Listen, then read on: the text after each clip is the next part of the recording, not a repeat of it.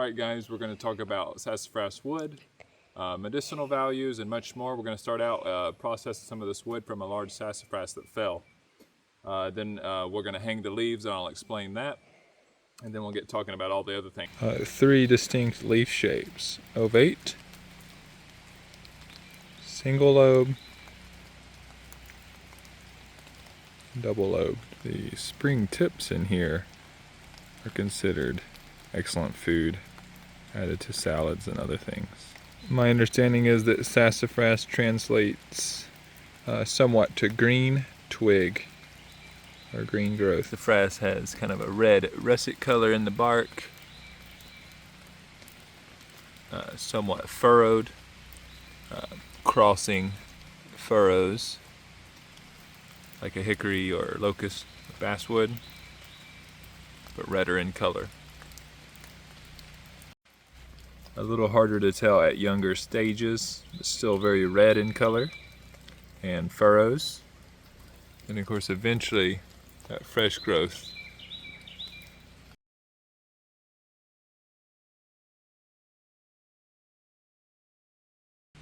So we just cut it up, and it's actually really solid all the way through, or at least most of the way through. A little bit of bug damage, and this was interesting to me because it's very rotted at a certain point on the base, and I just can't help but think something damaged it at some point at that segment and allowed for infection and pests to come in. And so what I thought was going to be really rotted wood actually turned out to be really beautiful wood.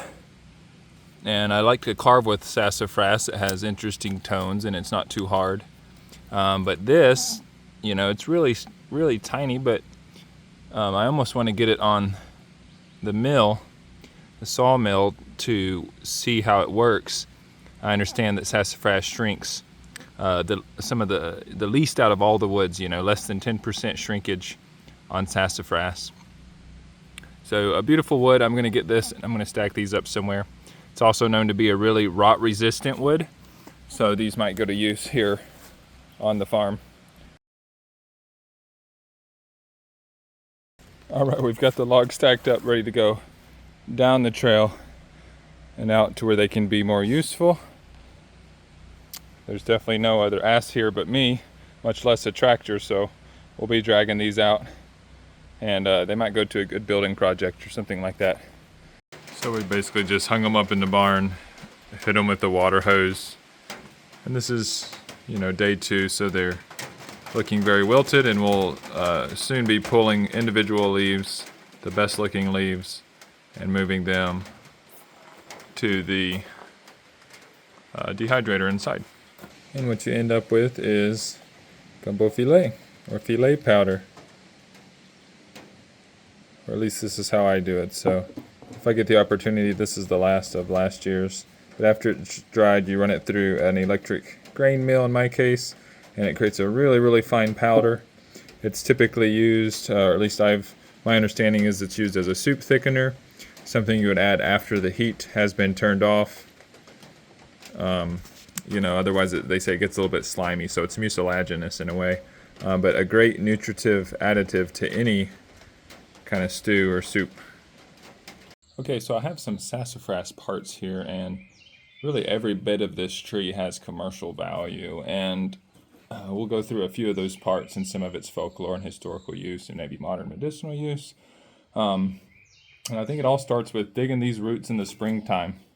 And we're primarily digging, or I think a lot of people these days dig auxiliary roots is something I've come to call them, the little kind of white roots, probably no bigger than your finger.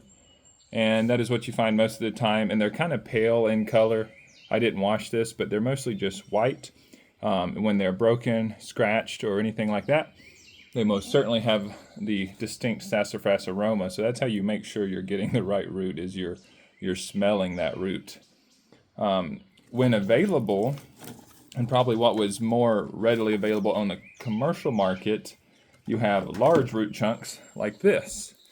And I feel really lucky when a sassafras blows down in a spring storm and sometimes they'll uproot and actually give you part of the root in the air. So I was able to harvest this practically without any digging at all, and because I don't like to get in the forest to dig too much, especially not these nice mature sassafras. But this one came up after a storm, and so I kind of felt called to harvest a good bit of this, and it's lasted me over a year, the root from this one tree falling over, and I've used it in different classes, different workshops, different preparations.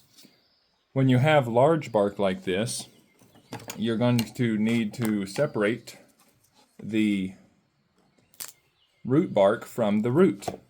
And as you can see, let me try to get a couple, let me get a good ones here. This one's a little older at this point. There we go. So you can see that we're getting a nice brown color, kind of a reddish color when it's really vibrant, really fresh. And we don't want to scar into the wood. We just want to peel this bark away, and this would actually be what we make the tea out of. And this is what's most commonly sold on the commercial market.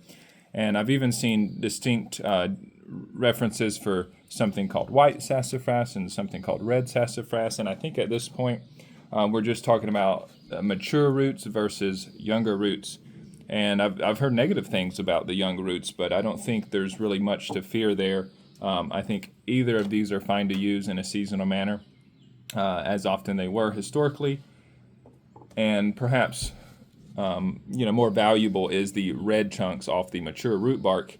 And that would be more valuable, of course, because it requires more mature trees, and it takes longer to get to this product. And of course, there was a major exploitation of resources on the East Coast, and all the mature sassafras was probably taken at one point or another. For the root, it was definitely a quick export. It was a cure-all sent back to Europe.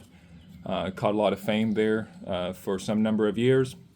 And so we're mostly left to digging small auxiliary roots, and that's my sustainable harvest, in my opinion, is you find a patch of sassafras that has a lot of little suckers, 1 to 3 foot trees coming up in a large crowd, and most of those suckers will be connected with these white kind of rhizomes. They're horizontal roots, and it makes it really easy to dig, and in a patch like that, you're not going to do, it's not going to be detrimental to the life or the lives of the sassafras living there. So that's a good sustainable harvest. And a couple more notes on identification. Of course, we've looked at the leaves, but I wanted to get you an up-close shot of the veination, the leaves, and I'm going to go ahead and tear this one. When crushed and crushed up, you smell them.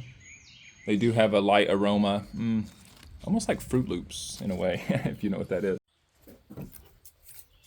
So yeah, this is the kind of piece that I would use as a roost pole in the chicken coop. So that might repellent property. And if you're lucky, you'll get to see the fruit of sassafras, and it's brilliantly colored. I had to check the camera there, but yeah, it's focused. You'll have a blue fruit with a red stem when it's mature, so it's quite distinctive, very colorful. We're not consuming these as far as I know. I've never heard of anyone consuming the seed. Of course, the tips for a salad, the mature leaves for filet. So we've gone through that. We're going down, and of course, people use the bark, the actual bark of the tree, for teas and other medicinal preparations. I think it's considered a little more sustainable than the root for modern times, and so you can use the bark as well. Of course, you need a knife or a draw knife or something like that to scrape away mature bark and get to that inner bark layer, kind of that red color. So sassafras tea has been consumed for, since written history, I think, and it's considered safe for all ages. And there is this kind of myth going around that it's saffrol, an extract of sassafras, is considered carcinogenic, and may very well be carcinogenic to an extent. It was, essentially a lab rat study done by some government organization, I believe, and, they juiced up the rats with saffrol until they got liver cancer, and so then it was prohibited from sale. It was illegal at one point to dig this root and sell it, and I'm sure some of the folks way down south in the Creole and the Mississippi and all those folks way down there probably like, excuse me, you're going to ban our most important food source, the filet, from the leaves. And not only were they, I'm sure, using the root, but they were definitely using the leaves And so, they said, the leaves are okay. They have a minimal saffron content, but the root's going to be illegal to sell or trade. So I believe it's back on the market now. You can buy sassafras root and root bark. So yeah, it's a fairly common tree in the southeast. I believe it grows in every single county in Georgia, so it's widespread in the state. But I will say that there's some talk of diseases coming in, and especially I think further south, like a laurel wilt disease and a few others that may cause us to be more of a conservation thought when harvesting sassafras. So I just say, you always want to make sure your patch isn't going to diminish in any way when you take from it. When you leave the patch, you want it to be bigger and better than when you found it, pretty much every time. So you're going to want to interact in a way that benefits sassafras trees, and as well as yourself. In Southern folk medicine, sassafras was a very commonly used tree for primarily what they call a sassafras tea. And I don't call it root beer, though that's definitely the flavor. If it was fermented or carbonated in some way, perhaps it's more towards that root beer. But the tea was drank mostly iced or cooled down. And if you don't have a refrigerator, we just stick our mason jars right in the creek after you make it. Not right away with a hot jar, but a cool jar in the creek, and it gets it down to that, whatever that, maybe that 50-degree temperature is. Really, really nice way to enjoy sassafras. And it was considered to thin the blood for the hot summer months. So, think about this, a long winter time, you're eating a lot of stored food, perhaps not the best food.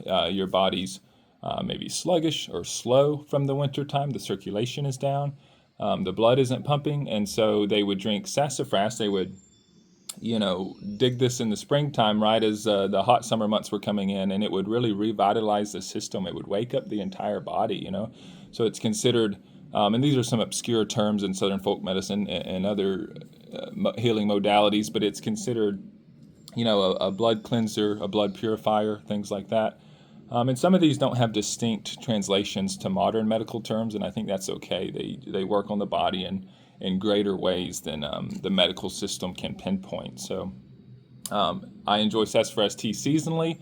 There may be some reasons not to drink sassafras tea, regularly all the time. We go back to that lab rat study.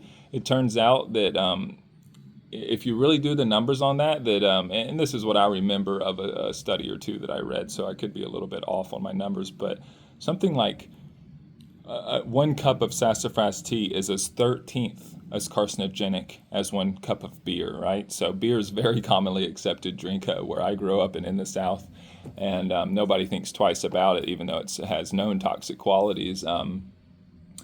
And yet they're scared of sassafras, where 1 cup is as 13th. So that's a small portion of the carcinogenic properties as beer, and I would venture to say, a modern household is more carcinogenic than sassafras, just living inside. All the glues and adhesives and paints and materials that make up a modern house, very much carcinogenic in my opinion. So yeah, it's really great to enjoy seasonally, but just in case, maybe don't enjoy it seasonally. Don't enjoy regularly. And the other note is that it can most certainly been proven to affect certain bacteria in the gut or pathogens in the gut. So think, let's talk about food poisoning, right? This is one of the routes that I look towards for food poisoning. And I have a kind of a teacher in Dahlonega, Georgia. His name is Mark Warren of Medicine Bow, and he first shared this use with me that, a cup of tea, and, for dosage, for just a quick dosage, you could use, something about the size of your own pinky in 1 cup of tea water and consume that. This was the recipe that he gave, and he basically consumed some bad fish on a camping trip is how the story goes. And, it was having a lot of gut pain there pretty quickly, within an hour. And so he had prepared some sassafras tea, got it down. And within the next hour or so, I believe his symptoms were down, 90%, and he was able to get tasks done at camp. So, the fish had stayed out too long. He tried to preserve the fish for longer than he should have eaten it. So, direct case of it helping food poisoning there. And, specifically, it may affect protozoa in the gut. And food poisoning could be viral, could be bacterial, could be protozoal. And I think Giardia, a well-known food poisoning, is protozoal. So this would definitely be something to have access to. If you're going through stuff like that, I don't think it could hurt to try, though I'm no doctor, no practitioner in any way. So take my advice at your own risk. And but it's quite enjoyable, so you're not going to get anybody complain about it, especially sweetened with a little maple sugar. It is good.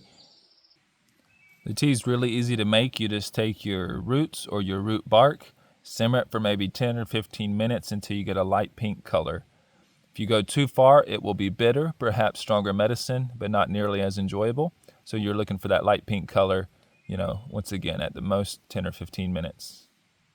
Something I always keep in the back of my head for sassafras is some of those mite repellent qualities. And I, share with folks, if you had to bed down in the woods out here and it wasn't just the dead of winter and all the bugs were kind of dormant and asleep under the ground, it could be miserable. And that's primarily because of the bugs. And one of the biggest bugs that despise me in this forest, it seems, are chiggers. And they absolutely love me. And I get kind of big red welts.